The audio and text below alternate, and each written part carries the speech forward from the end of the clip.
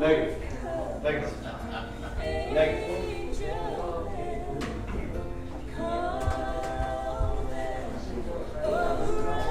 What's say, Marcus? Tim, how are you? All right. My mask is. Well, I was the only one in here when I got here.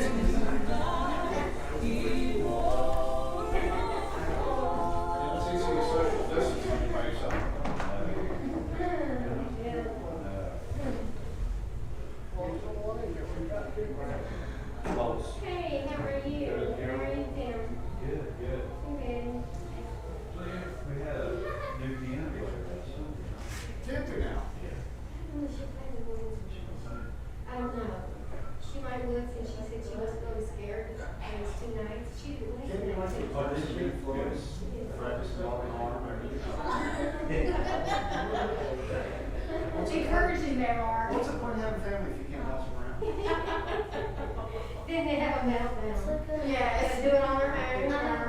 It won't happen. Well, that's kind of entertaining too, though. I've been to a lot of meltdowns. Yeah. No idea. And then there's the Yeah, they'll take care of it. And then there's the carry. Yeah. That was one, yeah, that was smart.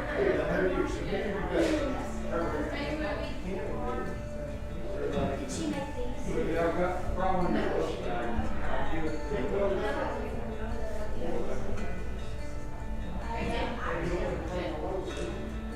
There's nothing worth more that can ever come close. Nothing can compare. You're a living hope. Your presence,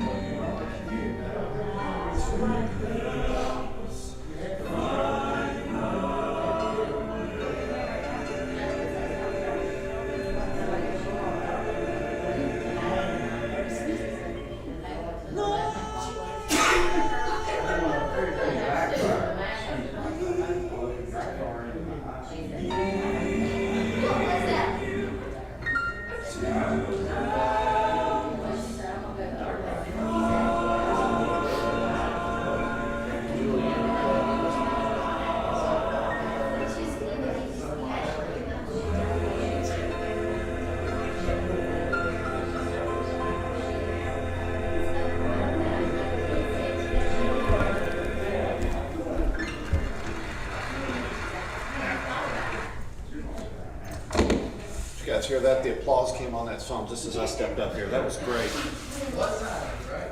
Perfect timing. Morning, everybody. Morning. Nice to see everybody out. It's actually a bigger crowd than I was actually expecting here today. That is okay, though. Thanks for turning that down a little bit. All right, before we get into our Sunday school lesson this morning, let's go ahead and go to prayer, and I'll ask anybody anywhere if you've got a spoken request you'd like to make. All right, Ruby?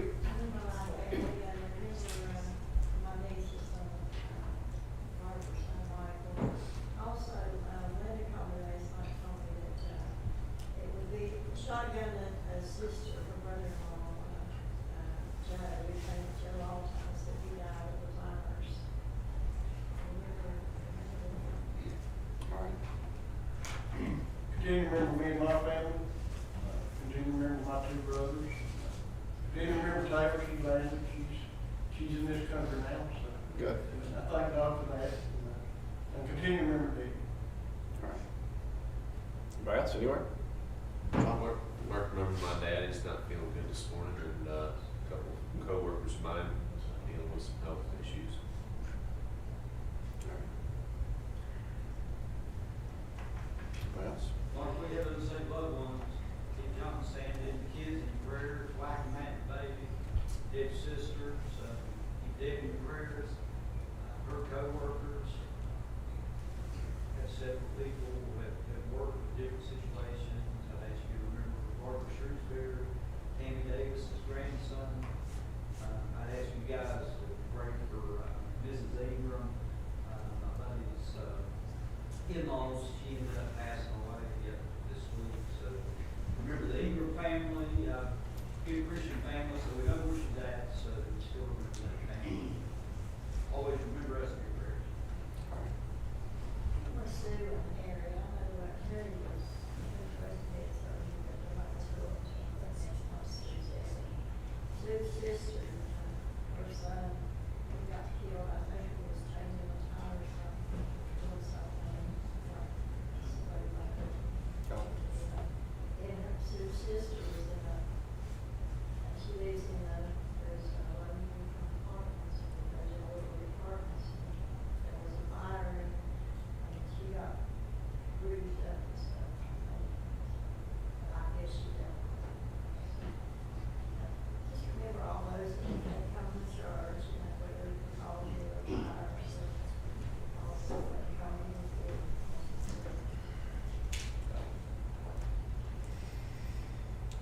All right, anyone else? I'm sure everyone has unspoken requests. Let's all stand if you would, please. One thing about smaller crowds like this, sometimes it's easier to remember each of the prayer requests that have gone up, so let's try to remember those as best you can anyway. And as always, let's remember to invite God into our service. That's what we're here for. We should never lose sight of that. And Mason, you mind leading us this morning? Let's kind of grace. Heavenly Father, thank you this morning, Lord, for this day that you've given us. Thank you, God, for giving us all the ability and desire to be in your house. Study your word together, Lord. Word, praise, and study your word.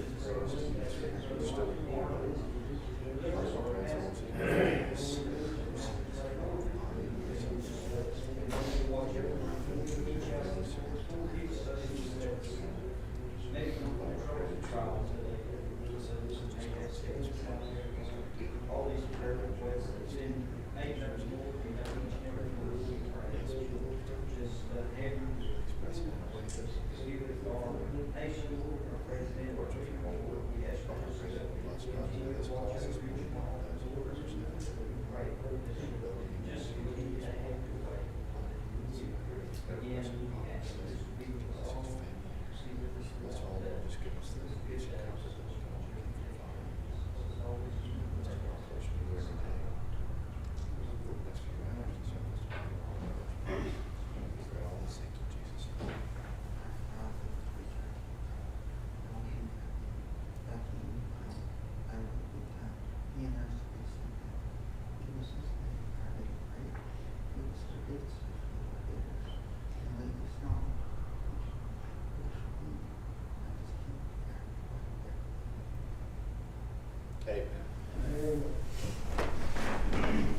All right, I'll also ask before we start if anyone's read a verse or a passage of scripture over the last week or so you'd like to share with the rest of us.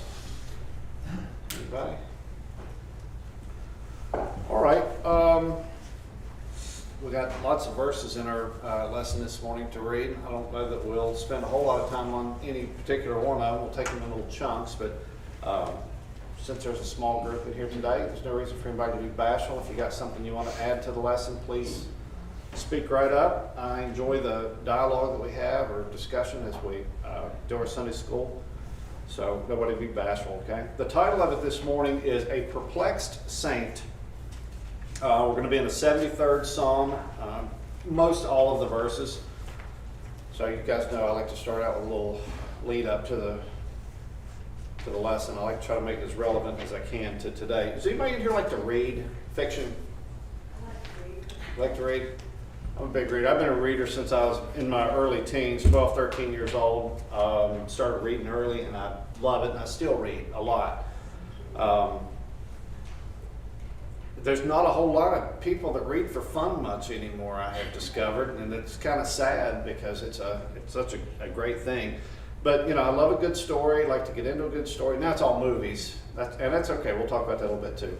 But, you know, I absolutely love getting a hold of a big, thick book by one of my favorite authors and just totally get into the story. Now, those of you that like to read, you may understand what I'm talking about. You just get totally engrossed in it. You almost feel like you're living the story, right? Then you get close to the end of the story. Everything builds up to the final climax of the story. And again, you can take the same thing for a movie or whatever you enjoy, TV shows or whatever, a story. But it's building up for this huge finish, and then the author, for whatever reason, takes this unexpected turn, and it just doesn't end the way you thought it would, right? It might even be disappointing to you, the way the story wraps up. And like the title of our lesson this morning, it leaves you feeling perplexed. Anybody know what perplexed means? Puzzled or baffled, okay? It's real simple. Anybody ever feel perplexed these days? Puzzled or baffled over things in the world? About every day? Yeah. Now, and obviously I compared it to reading because that's what I like to do. But, you know, the same thing happens when you're watching, and I'm sure most all of you can relate. If you've watched some movie or some TV program, and you sort of invested a little chunk of your life in watching this, whether it was a few hours or maybe, you know, they used to do mini-series all the time, so you'd have to wait week after week after week to keep up with this story, and then it just doesn't end the way you think it's going to. Ends with this little twist. Kind of like a Dallas Cowboy fan. Right? Sorry, brother. Our altar is always open. What a twist. Getting a little perplexing in here. All right. But we can be perplexed by a lot of things, right? That feeling of bafflement, that feeling of being puzzled by what is going on here. I just don't get this. There's a lot of things that we can, that can trigger that feeling for us. And believe me, when I wrote down examples of this, because I don't like to throw something out there if I don't have some example to give you guys. You know, you raise your children a certain way, expecting certain results. Sometimes that just doesn't work out quite the way you planned, does it? And you have that, what went wrong here? What did I do wrong? What happened here? You have that feeling of being perplexed, right? It's bafflement. Some of us are like that at work. Anybody have a job where you go in and you're perplexed every day? You know, you go in every day, you do your best, you try to be productive for whatever job you do, it doesn't matter. You try to be productive and you get there on time and you do what the boss says and all of these things, and it seems like you're just always in this same little place at your job, right? And then you see the guy or girl comes along, doesn't seem to do a thing, they're on the phone, they're always on lunch break or they're whatever. And guess what? That's the one that gets the position that you really wanted or gets the raise that you thought you deserved or something like that. And again, it leaves you with that same, and obviously I'm going to use this word a lot because we're building up to this. Leaves you feeling perplexed, does it not? Like, you know, why am I even bothering? Why do I come in and do this? And they get ahead and I don't. You can even take this a step further and you think about this, and you see this a lot today. You go to work every day with seemingly very little to show for it, while the next door neighbor doesn't seem to have any means of employment, yet they have everything. Have you ever noticed that? They got the new car, they got the nicer house, they got all the toys in the driveway, the four-wheelers, the campers, and all this stuff, you know. And it seems like they've got all the time in the world to enjoy all these things. So what feeling are you left with when you sit back and watch that? Perplexed, very perplexed. And then there's the bad people in society. Now, I'm not talking about just the guy that's not working or doing anything. I'm talking about the real bad people in society. And there's a bunch of those out there. We have them in our very own communities here in small town in southern West Virginia. Always doing something wrong. It's either illegal, immoral, maybe some of both, you know, just doing bad stuff. But don't they always seem to have everything? They seem to be bulletproof, nothing touches them, nothing phases them. You're trying your best to do your best every day, and there's no repercussions for the wrongdoing that they do. Everybody kind of relate to that as well? Perplexing, right? Yeah. So let me ask you this. So given some of these scenarios and all the stuff I've thrown out, what kind of feelings do you get from all this? When you sit and you think about all these things going on and you're sitting back trying to do the right thing and you see all this other stuff going on, and other than being perplexed, what feelings do you have from all this? Actually, angry at times, Okay? sad, Anybody? Frustration, maybe. Bad, yes. Does it ever make you feel like just throwing in the towel? It's like, why am I bothering? Why am I doing this? If I could have all this and gain all this for doing nothing or doing the wrong thing, then why would I continue to try to do the right thing and it seems like I never get ahead?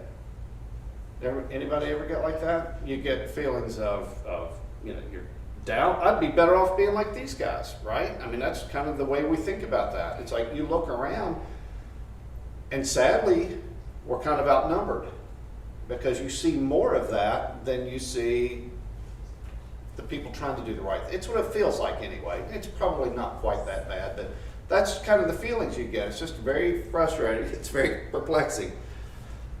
So can that impact our faith?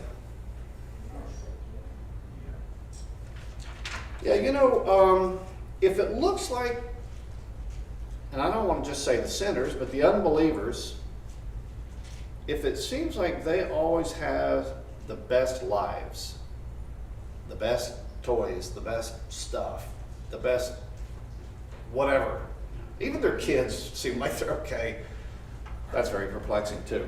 But, you know, it causes us to have a lot of doubts, does it not, about everything. And I'm talking about our faith even. You know, I'm trying to live the way that God would have me to live, and I'm not getting anywhere. You ever feel like that? You don't have to admit it if you don't want to. But I would say if you're human, you're probably occasionally you have that feeling. It's like, man, why am I trying so hard? Why am I doing all this? I'm not getting anywhere, but man, they sure are. They have everything. They have all the cool toys. So this feeling of being perplexed over stuff just like this, you know, we like to think that, you know, we're so enlightened that all of these things are brand new for our generations and this and that. Of course, my generation's a little older than like these two generations. But we like to think that this is all brand new, don't we? That, man, nobody's ever gone through anything as bad as what I'm going through or what we're going through. However, if we look back in the Bible, we'll see that, like it says in the book of Ecclesiastes, there's nothing new under the sun, right? All of this has been going on for the history of mankind. Same kind of thing. So that's what our lesson is going to focus on today. It talks about a perplexed saint, and that's going to be the author of our lesson this morning. So we're going to read through this, and then we'll talk about it. Hopefully all this monologue will make sense to you guys, and we can all relate to it. So we're going to read. We have a lot of verses to read this morning, so take a deep breath and buckle up. And I'll read the first verse. You guys read after me as we go through here. I did notice that there's a typo in the book on one of these, on verse 2, the one that you guys will have to be reading. There's a word by in there. It should have been the word my. So when you get to that. All right, so I'll read the first verse. This is in Psalm 73. It starts in verse 1 and skips a couple verses, but basically goes to the end of the chapter. It says, "Truly God is good to Israel, even to such as are of a clean heart." But as for me, my feet were almost gone, my steps had well outslipped.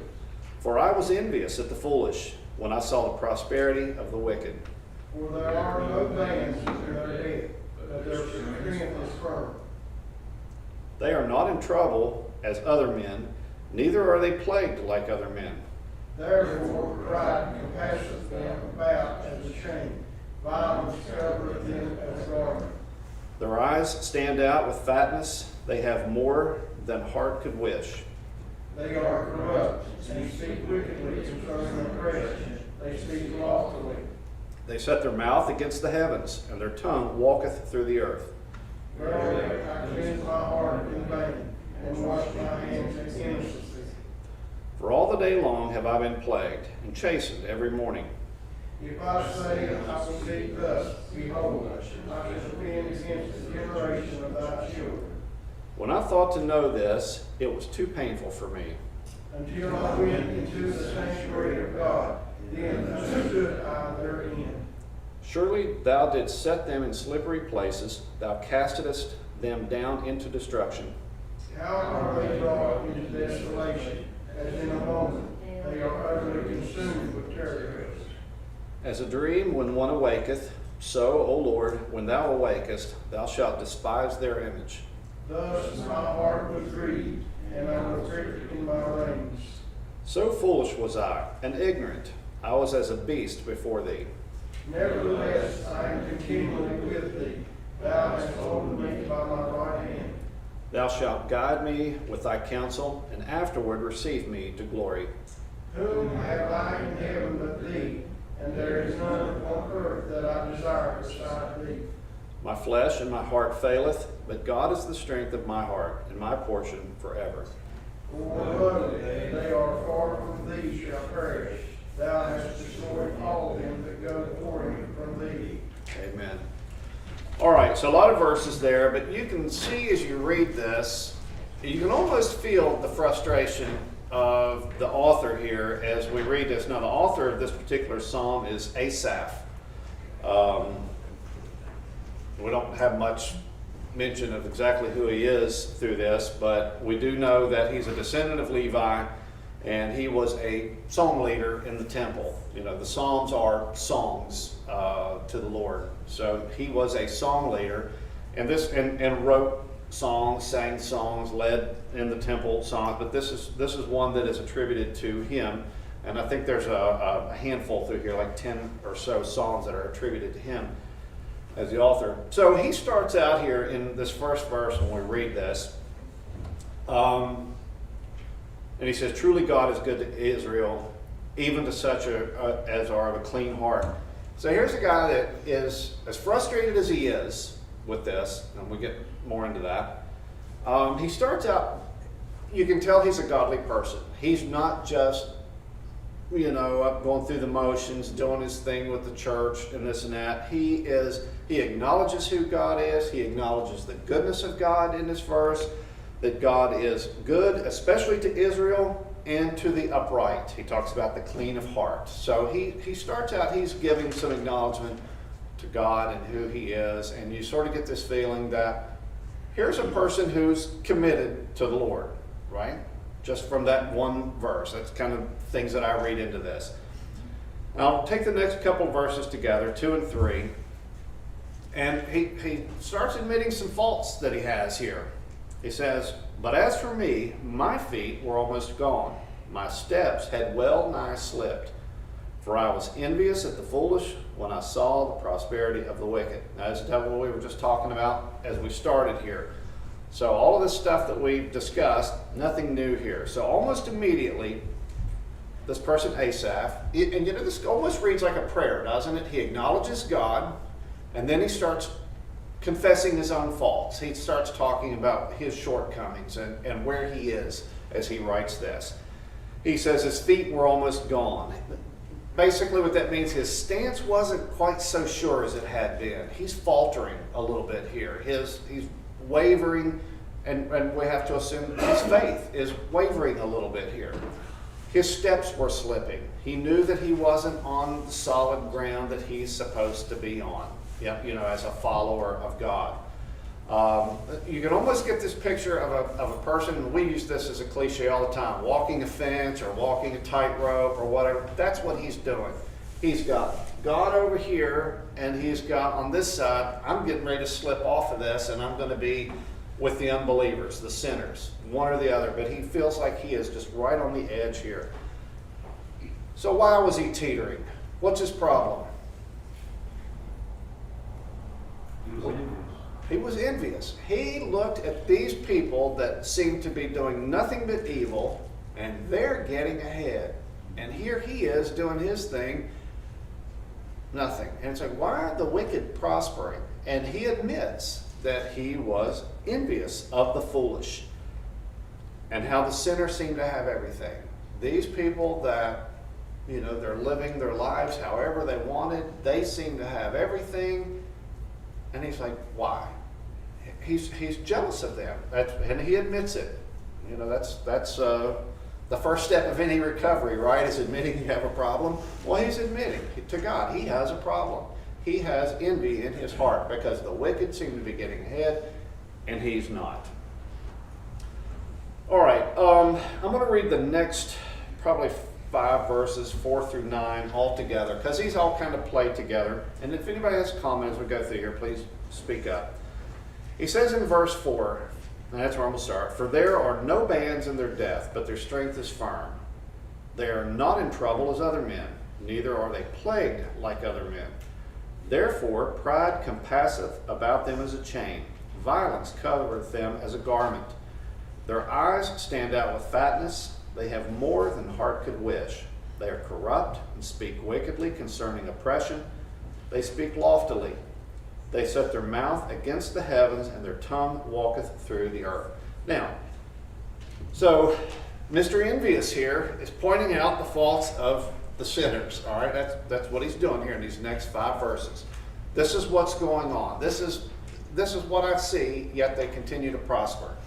And he lists those, and he's perplexed over all this. He cannot figure out why this is happening. So he talks about this. There's no one that takes advantage of them. They seem to be at the top of the food chain.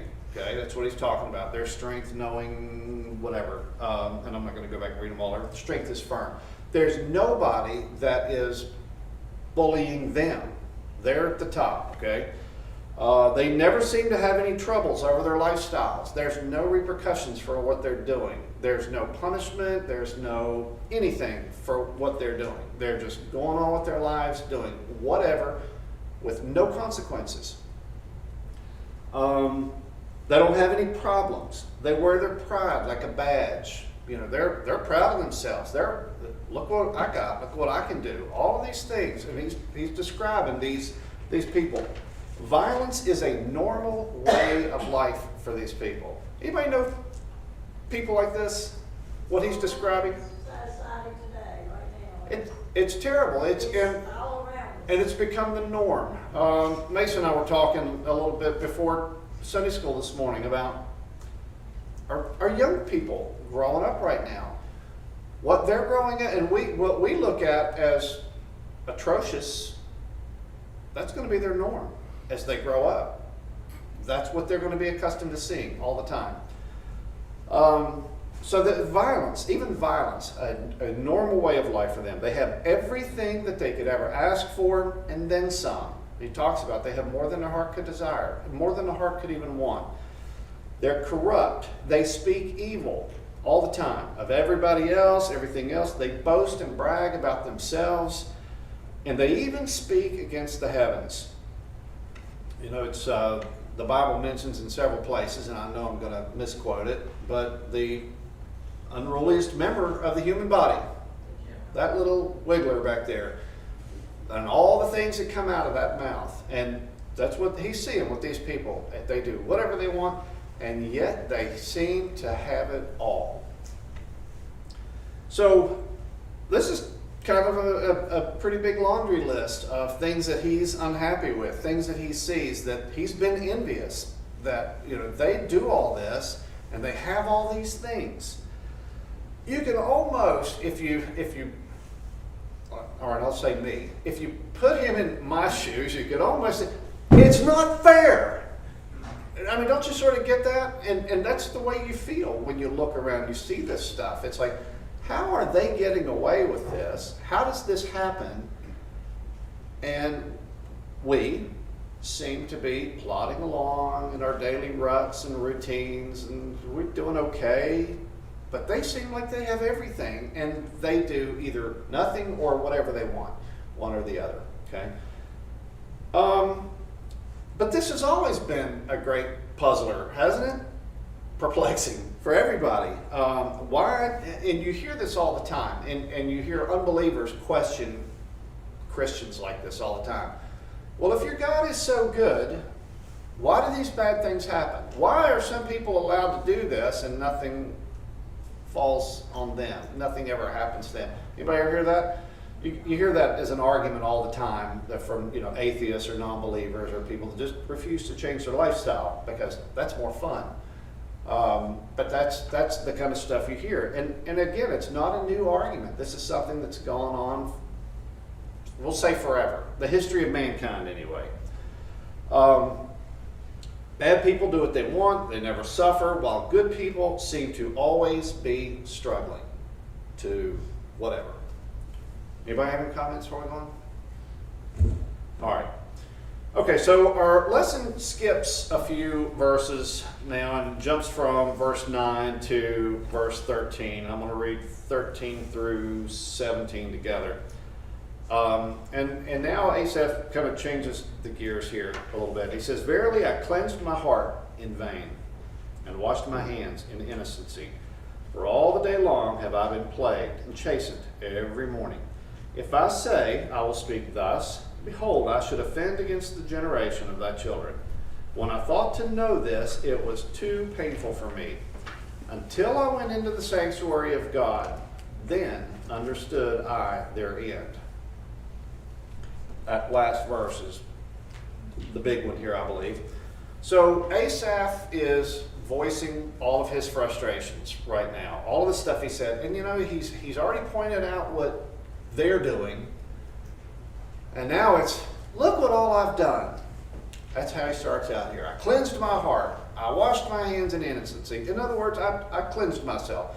Of course, back in those days, it was more of a ritualistic cleansing. But he's tried to live the life that God would have him live. And he talks about it. I've tried to keep a clean heart. I've tried to live upright. I've tried to live a righteous life. I'm chastened every day for any wrongdoing I do. Boo-hoo, right? So, thank you. Exactly. He should, and I think he comes around to that way of thinking here. But he's like, I get beat up for everything I do. I have to feel bad over every little thing I do wrong. Again, look at me, feel sorry for me, all this stuff. I have to constantly watch my mouth and what comes out of it, lest I cause offense to somebody. And shouldn't we? Probably. Yes. You can't watch the media today, and I don't care if you're far left, far right. People are saying things with the intent of being offensive all the time. Shame on us. That's not what we're called to do. Now, I know that we're going to say things that are going to cause offense somewhere down the road, but if we're intentionally doing it just to cause harm, that's not where we need to be. I have no respect anymore. That's right. That's exactly. We're not allowed to have different viewpoints. I mean, they don't even respect nothing. Yep. So he's going on about this, and he's talking about this, and just think, he admits, thinking about what they're getting, thinking about what he did, and he says, just thinking about all of this causes me pain. He's in a bad place, is he not? He's feeling sorry for himself. His faith is on, I feel like his faith is on the line. He's really teetering here. When a sinful life starts looking better than the alternative, he's in a bad place. And it causes him pain. He's not happy with the condition where he is right now. He doesn't want to be envious of them. He doesn't like feeling like that. But it feels like everything he's done to try to serve God has been in vain. And that's where he's at.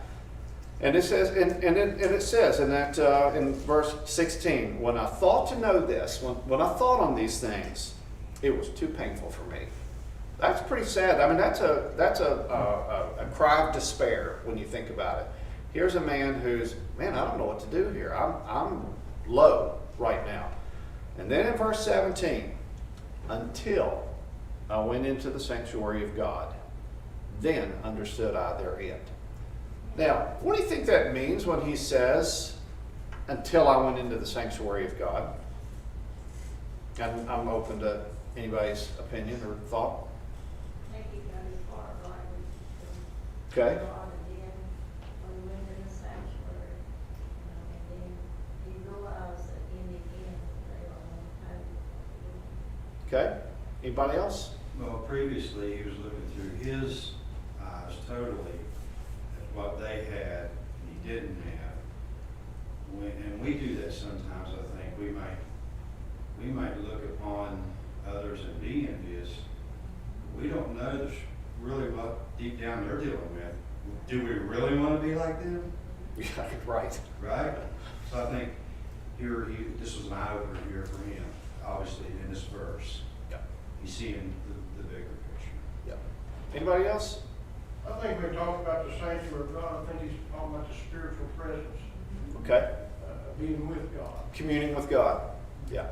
That's kind of the same take I think on it too, Ronnie. I think he, in that verse, when instead of it, basically what it says that until I went into the sanctuary of God, in Mama, and then I spoke with God. I prayed with God. I communed with God. I got myself away from this, and because you know our relationship with God is just that, is it not? It is a personal relationship. This is not some far off thing, and you know, you think about the old idol worshipers of the day, and I know we still have idol worshipers. Lord only knows what all idols are being worshipped, but you know, it's very impersonal. It was not really a relationship. It was you doing whatever, and you know, the statue or this whatever it may have been, whatever. But it was an impersonal. But we serve a true living God where we have a personal. As soon as we make that confession of faith, we start a very real relationship with the Lord. He lives in our hearts. We can commune with Him. We have a personal relationship with Him. And I think that this is what he's saying here. Until I spoke with God about this, he and God met. You know, at this time we don't talk about the Holy Spirit and all that, but I'm pretty sure he communed with God over this. Now, instead of wrestling with himself over this, and this is where we get into so much trouble, because we want to reason this with ourselves, don't we? Well, I'll do this, but if I do this, I'll be okay, and I can work this out, and I can fix this problem I'm having. You know, with me, I'm going to work it all out myself. Well, that doesn't work, right?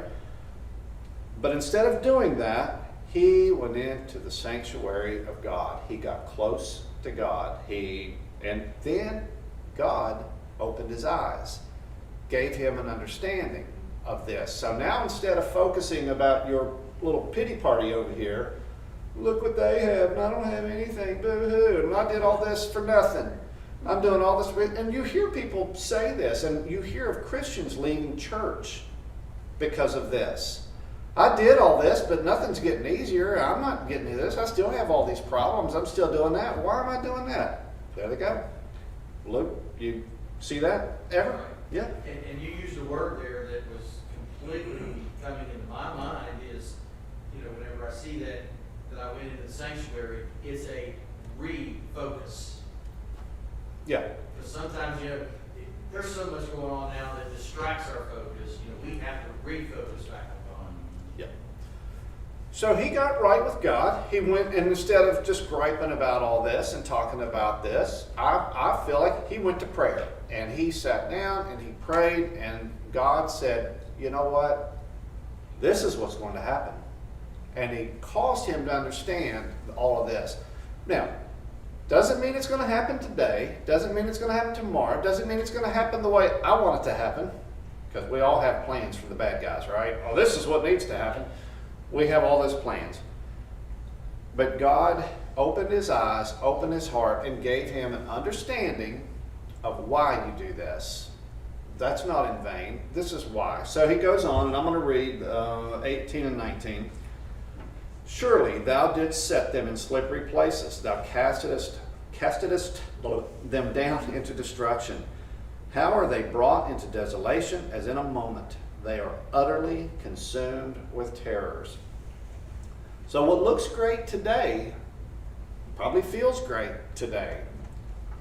At some point, catches up. There are always repercussions. There are always consequences for our actions. Good, bad, right, wrong. There's always something that comes of it, right?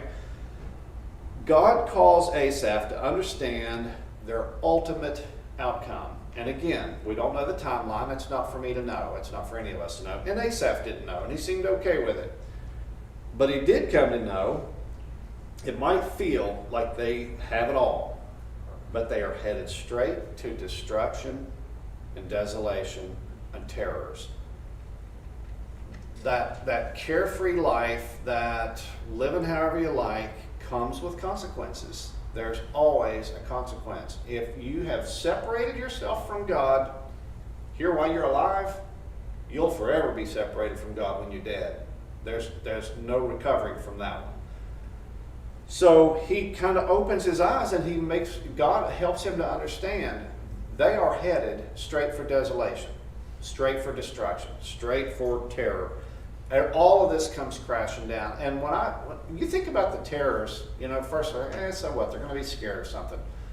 I don't think our minds could fathom the terrors of spending eternity in hell. I really don't. I think we think, oh, well, it's just it's going to be a little warmer there, whatever. It'd be not. No.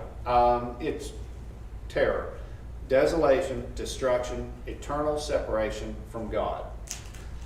If the true fear was out there that people could understand, there would not be a lost person in there. Or they're like Peter in the boat. He took his eyes off of Jesus after he got out. We're like that. Oh, yeah. And if we don't keep our eyes upon Jesus, we'll be just like this. We get to sink. Yeah. So in the next 3 verses, 20 through 22, he says, as a dream when one awaketh, so, O Lord, when thou awakest, thou shalt despise their image. Thus my heart was grieved, and I was pricked in my reins. So foolish was I and ignorant. I was as a beast before thee. It's this is a great example of being chastised by God right here. I mean, he was chastised. When God opened his eyes and made him see what the outcome for these people living however they wanted, his eyes and heart were truly opened here. He was in the wrong, and he realized he was in the wrong. So God didn't have to say, you're wrong. God just simply said, here's their outcome. And then he realized how foolish that he had been, and how he had we can be very careful of this, especially today. We see this all the time. Who believes we're living in a controversial time right now? Probably the worst you've ever seen in your life. It's very, very easy to look at people and, point out their wrongs and we're right and this and that, and that's not the debate we're getting into today. However, we can cross a line so easy and be someplace that God would never have us to be. And if our hearts aren't pricked when we're acting like that, we probably need to go back to the sanctuary of God, just like Asaph said here. He was in the wrong with his envy. He was in the wrong with his doubt. And God pointed that out to him. And boy, when that realization hit him, how bad he was, he felt a true conviction over this at this point, when he realized just the position he was in, and he realized exactly how foolish he was. I mean, I believe that God gave him a thorough thrashing over this and didn't even have to say anything other than, this is what's going to happen. You're over here griping and carrying on about how, man, look what I've done. This is on me. So Asaph is the bad guy here, right? I mean, he's the one that's got a real issue here. Not that sin is not always wrong, but he realized, instead of looking at them and thinking that my faith and my service to the Lord is wrong, and why am I doing this? He just turn it back, get your eyes back on God. Like Don said, when we start averting our eyes somewhere else and our attention, which is what's going on in this country today, and it has been for years, but boy, especially now, you really see it. If we had our eyes focused more on God, we wouldn't be pointing out all the differences that we have with our fellow men. That would not even be an issue. Need to focus on the problems that I have with me, between me and God, instead of that. All right, the last several verses, I'll start at 23. It says, nevertheless, I am continually with thee. Thou hast holden me by my right hand. Thou shalt guide me with thy counsel, and afterward receive me to glory. Whom have I in heaven but thee? And there is none upon earth that I desire beside thee. My flesh and my heart faileth, but God is the strength of my heart, and my portion forever. For lo, they that are far from thee shall perish. Thou hast destroyed all them that go a-whoring from thee. So, all of his doubts are alleviated with this realization. All this doubt that he's going through, this teetering, walking the tightrope and all that, when he came to that realization, when God opened his eyes, opened his heart, when he finally turned his eyes back to God instead of to his own pride, he realized a couple of things here. Number one, and this is something that we can all be reminded of, God is always with us. Always. There is not a time when God is not with us.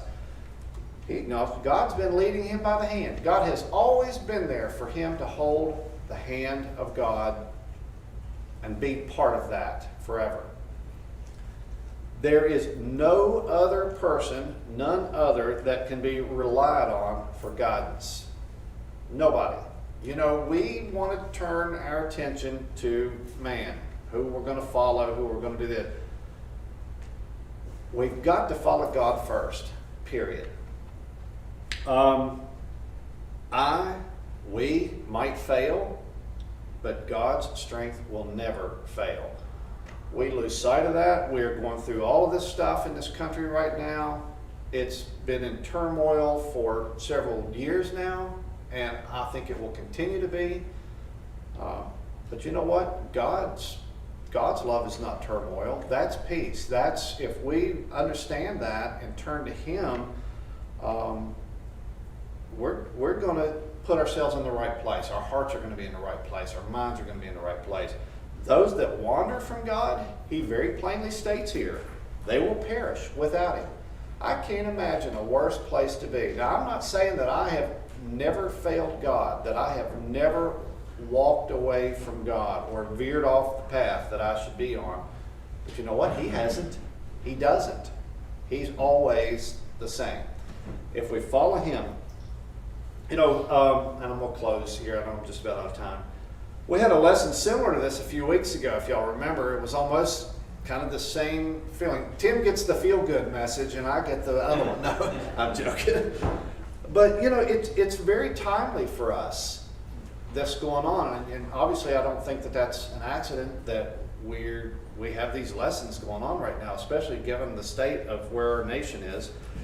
In these uncertain, perplexing times, we need to keep our eyes, our focus on Him and not on those. We want to point out all the bad things that we think our foes, our enemies, people that don't believe just like we do. We want to focus on them, don't we? You're this, you're that, you know, whatever. And boy, you see a lot of that now. You turn on any TV channel right now, 24 hours a day, and you're going to hear that. Go to Facebook, you're going to see that. Go to whatever media you like, whatever you like to get your information from, that's what you're going to see. Finger pointing across the aisles, this one's doing that. You know what? We've got to get away from it. As Christians, we need to get away. Not that we can't take a stand for what we believe is right, but our focus needs to be on God, because He is still in control of all of this. All right, I'm done. I appreciate everybody.